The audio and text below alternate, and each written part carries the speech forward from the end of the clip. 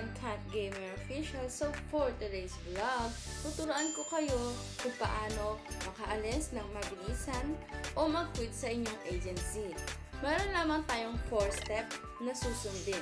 So without further ado, let's get started! So ito guys, ang gagawin lang natin is tap this Popo Up Live. Pinutin lang po natin yan and then mag-wait lang po tayo.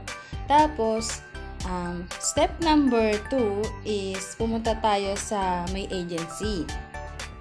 Ayan po, kung makikita nyo yung bibilugan po, ay yung square natin. So, after that, ayan, lalabas po yan. And then, ang gagawin po natin is, pipinutin po natin yung tap this I want to quit. And then, may makikita po kayo dito na apply for quitting the agency. Tapos, may mga application description to. So, basahin nyo to guys na mabuti. And then, after that, i-confirm lang po natin.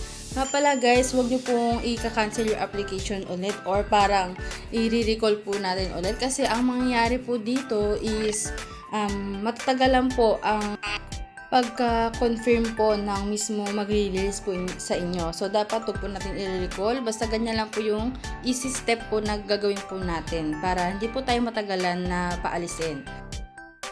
Tapos guys, pag binak nyo to, ayan, ganyan siya mangyayari. So, ibig sabihin yan, wala na po tayong agency. Sa isa namang video na ipapakita ko sa inyo, ito yung actual na, yung sa akin mismo. Yung ito, yung nag-request sa akin si Mr. Kenchan. Ayan. Ibibirutin lang po natin tong nag-request na to and then, yan, immediate processing. Tapos, i-agree po natin to. Pwedeng i-refuse natin or i-agree. So, bilang agent, syempre gusto niya umalis sa ating agency. Ang gagawin lang natin is i-agree lang natin to. Wala namang masama kung hindi na siya masaya sa agency natin, edi go, i-quit, i-alisin na natin siya sa ating agency. Yun lamang po guys, sana po ay marami po kayong tutunan sa ating video po na ito. And sa mga gusto pa po na maraming katanungan, comment down below lang po guys.